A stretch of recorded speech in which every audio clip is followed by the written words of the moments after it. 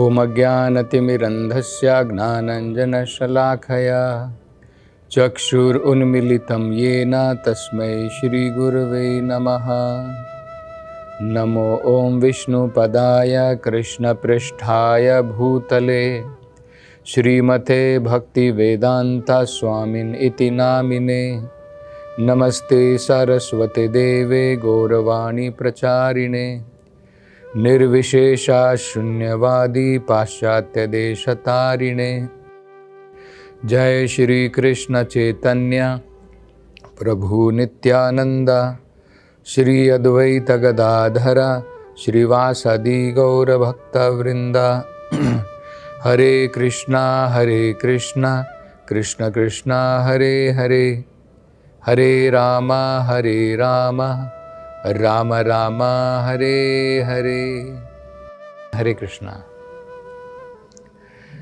तो आज से हम दोबारा भागवत के पंचम स्कंद, पांचवा जो स्कंद है उसका जो पांचवा अध्याय था, जिसका शीर्षक था ऋषभदेव जी की शिक्षाएं, वो हमने पूर्ण किया था।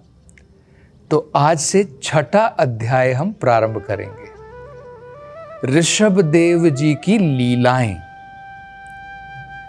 तो पिछला अध्याय जब समाप्त हुआ था तो हमने ये वर्णन किया था कि भगवान का भक्त जो होता है, भगवान की कृपा से उसके पास में सभी प्रकार की योग सिद्धियां आती है। और ऋषभदेव जी तो स्वयं भगवान के ही अंश हैं, लेकिन एक भक्त के रूप में भी जब उन्होंने जीवन बिताया तो सारी योग सिद्धियां उनके अंदर में थी। उन्होंने तपस्या की थी, उन्होंने भगवान की भक्ति की थी, लेकिन फिर भी उन्होंने अपनी योग सिद्धियों का कोई प्रदर्शन नहीं किया, न ही योग सिद्धियों का प्रयोग किया अपने जीवन में, न लोगों को दिखाया कि मेरे पास में इतनी प्रकार की योग सिद्धियां हैं, और न ही अपने जीवन में उसका कुछ प्रयोग किया।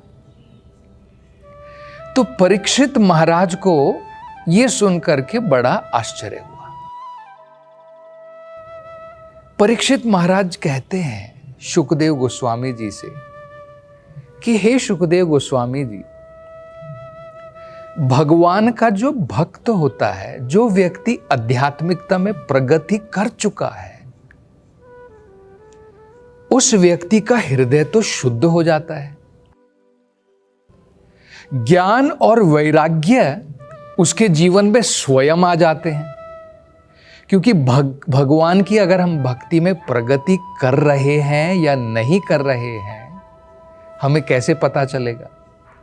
अगर आप पता लगाना चाहते हैं कि भाई मैं इतने दिनों से भगवान के नाम का जप कर रहा हूं, मैं इतने दिनों से भागवत का श्रवण कर रहा हूं, मैं इतने दिनों से भगवान की भक्ति में लगा हुआ हूं, तो उसका क्या परिणाम होना चाहिए कि आप सही प्रकार से लगे हैं और आपने प्रगति की है? उसका लक्षण है भगवत ज्ञान की प्राप्ति होगी और सांसारिक वासनाओं से, सांसारिक जीवन से, भौतिक इंद्रियों सुखों से विरक्ति आएगी, वैराग्य आ जाएगा। अगर भागवत कथा हम सुन रहे हैं, भगवान के नाम का जप कर रहे हैं, लेकिन मन भगवान फिर भी भौतिक वासनाओं में डूबा हुआ है, मतलब हमने भगवान की भक्ति में प्रगति नहीं की है। तो परीक्षित जी कह रहे हैं कि ऋषभदेव जी, उन्होंने तो भक्ति में बहुत प्रगति की थी, उनका मन तो शुद्ध हो गया था, और ज्ञान और वैराग्य तो निश्चित है। फिर उन्होंने, क्योंकि जब ज्ञान और वैराग्य आ जाता है भगवान की कृपा से सभी प्रकार की योग सिद्धियां भी आ जाती हैं। और ये योग सिद्धि जो है भक्त को डिस्टर्ब नहीं करती है, उसके जीवन में बाधा नहीं डालती है। उदाहरण के तौर पर अगर हम देखें रामायण की कथा में भक्त हनुमान जो हैं उनके अंदर में योग सिद्धि है। वो अपनी योग सिद्धियों को भूल गए थे और जब चाहिए, जब उनको जरूरत पड़ी और याद दिलाया गया तो वो जो है समुद्र को पार करके चले गए योग सिद्धि के द्वारा। भगवान का नाम लिया और सीधे इस पार से दूसरी पार लंका तक पहुंच गए। और जब उनको चाहिए था बड़े से बड़े बन गए और जब लंका में प्रवेश किया बिल्कुल छोटे बन गए।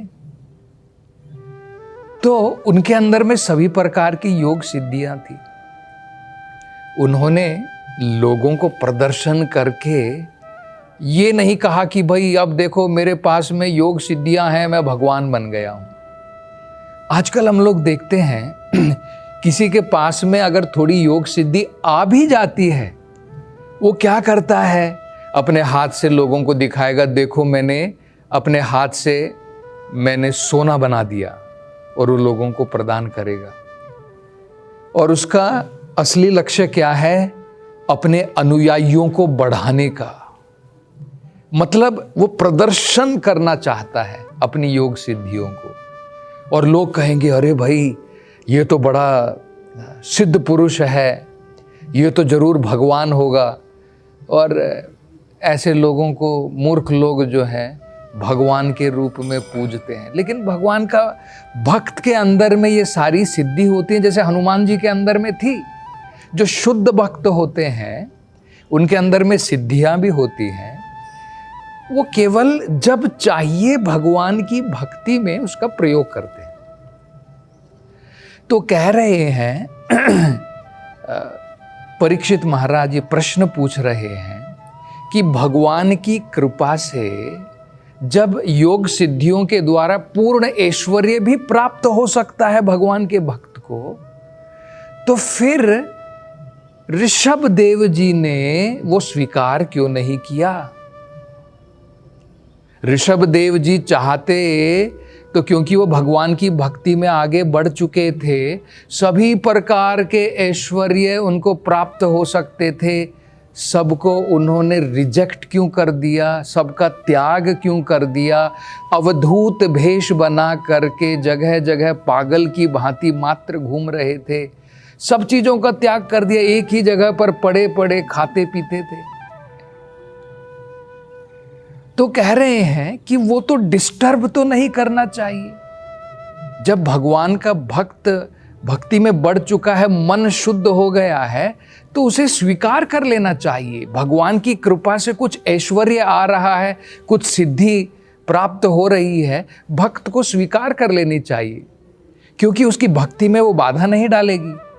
परीक्षित महाराज ऐसा पूछ रहे हैं, तो उन्होंने ऐसा क्यों नहीं किया। ऋषभ देव जी ने सब चीजों का त्याग क्यों कर दिया, ये प्रश्न जो है वो पूछ रहे हैं। अब देखिए शुकदेव गोस्वामी जी परीक्षित महाराज के इस प्रश्न का बहुत सुंदर उत्तर देते हैं।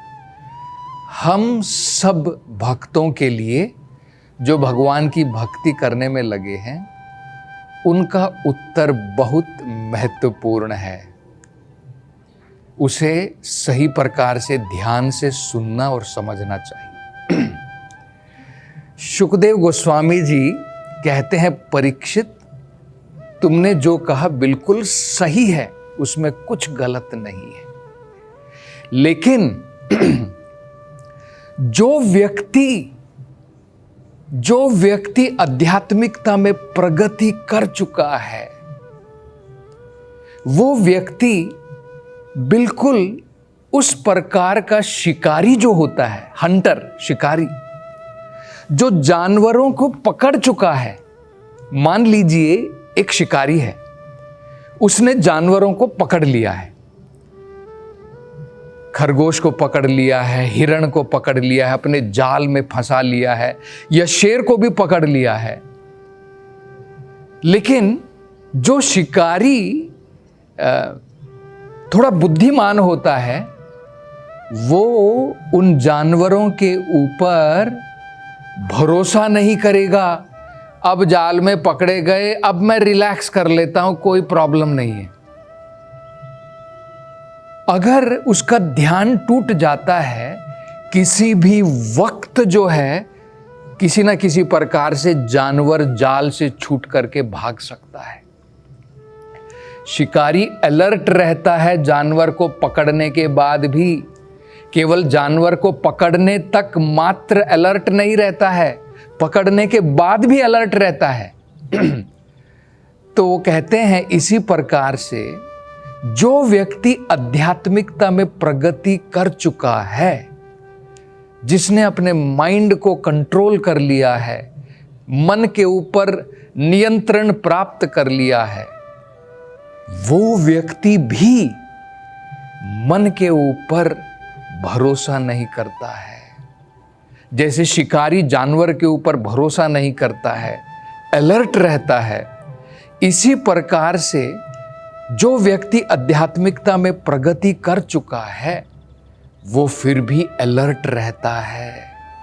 अपने मन को मित्र नहीं बना लेता है कि अब मन जो तू कहेगा मैं वो करूंगा, नहीं। तो ये बहुत महत्वपूर्ण बात शुकदेव गोस्वामी जी हम सब के लिए समझा रहे हैं। हम जब भगवान की भक्ति में लगते हैं, कुछ समय के बाद में हम अपने ऊपर बहुत भरोसा कर लेते हैं। नहीं, अब तो मैं भगवान की भक्ति में आगे बढ़ गया हूं, अब मुझे कोई टेंशन नहीं है, कोई भी सांसारिक चीजें मुझे अपनी तरफ मोहित नहीं कर पाएंगी।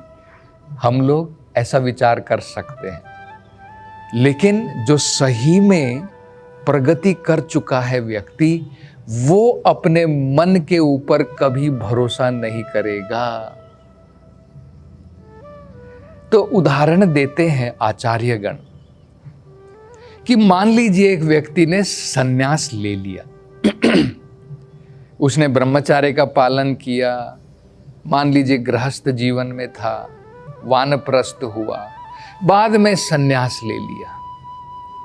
संन्यास लेने के बाद में अगर वो अलर्ट नहीं रहता है और फिर भी मान लीजिए वो सोचता है कि नहीं अब तो मैं सन्यासी हूं, कुछ प्रॉब्लम नहीं है, और वो पराई स्त्री का संग करता है, तो क्या होगा? दोबारा अपने स्थान से वो गिर जाएगा, उसका पतन निश्चित है। तो उस समय में भी संन्यास लेने के बाद भी उसे हमेशा 3 चीजों का त्याग कभी नहीं करना चाहिए। सन्यासी का मतलब है त्याग करना, लेकिन 3 चीजों का त्याग भगवद गीता में भगवान कहते हैं सन्यासी को भी नहीं करना चाहिए। वो कहते हैं दान, यज्ञ और तपस्या। दान करना, मान लीजिए कोई सन्यासी को आकर के कुछ प्रदान करता है कि महाराज आप ये सब चीज ले लीजिए, और सन्यासी जो है उससे लोभित होकर के अपना बैंक बैलेंस बढ़ाता है। अरे भाई, सब कुछ त्याग करके सन्यासी बने थे और दोबारा आप बैंक बैलेंस बढ़ा रहे हो। तो सन्यासी को चाहिए जो उसे प्राप्त हो उसको दान करे, भगवान की सेवा में दान करे, अपना व्यक्तिगत बैंक बैलेंस ना बढ़ाए। इसी प्रकार से तो ये हो गया दान। ऐसा नहीं कि अब मैं सन्यासी हो गया हूं, अब मुझे कोई तपस्या करने की जरूरत नहीं है। एकादशी का व्रत आया है, नहीं मैं तो अब सन्यासी हूं, अब मैंने सब त्याग दिया है, एकादशी का व्रत भी मैंने त्याग दिया है। ऐसा नहीं, उसे तपस्या फिर भी त्यागनी नहीं चाहिए। और यज्ञ करना, सन्यासी का दिन प्रतिदिन उसे यज्ञ करना चाहिए। और कलयुग में सबसे बढ़िया यज्ञ, चाहे सन्यासी हो, चाहे ग्रस्त हो, ब्रह्मचारी हो, कोई भी हो, संकीर्तन यज्ञ, भगवान के नाम का जप यज्ञ करना चाहिए। उसका त्याग हमें नहीं करना चाहिए। आगे शुकदेव जी कहते हैं, हे परीक्षित, ऐसे बहुत सारे उदाहरण हैं हमारे भूतकाल में कि बड़े बड़े व्यक्ति भी अपने पथ से भटक गए हैं इस भौतिक लोभन के द्वारा, प्रलोभन के द्वारा। और वो उदाहरण देते हैं, शुकदेव गोस्वामी जी उदाहरण देते हैं कि स्वयं भगवान शिव भी मोहिनी मूर्ति की तरफ आकर्षित हो गए। सौभर्य मुनि अपने स्थान से उनका पतन हो गया जब सौभर्य मुनि का मन, सौभर्य मुनि ने क्या किया था, पानी के नीचे चले गए थे कि भाई अब मुझे भौतिक सांसारिक चीज कोई अट्रैक्ट नहीं कर पाएगी। तो लेकिन एक दिन अपनी आंखों से उन्होंने देखा कि दो जो मछलियां हैं मैथुन में लगी हैं। उसको देख करके उनका मन भटक गया, बाहर आए। अब बहुत साल तक तपस्या करने के बाद में उनका पूरा शरीर जो है जीर्ण हो गया था। अपनी योग सिद्धि के द्वारा उन्होंने अपने शरीर को युवक के भांति बनाया। एक राजा के पास में गए, एक नहीं उनकी 50 बेटियों से विवाह किया। तो ये उदाहरण देते हैं कि मन के ऊपर हमें जो है भरोसा नहीं करना चाहिए। तो इसी प्रकार से कृष्णा भावनामृत में हम कितने भी हमने प्रगति क्यों ना की हो, फिर भी सतर्क रहना चाहिए, अलर्ट रहना चाहिए। तो और आगे अब शुकदेव गोस्वामी जी इस बारे में क्या बताते हैं, इसकी चर्चा हम अगली कथा में करेंगे। हरे कृष्णा।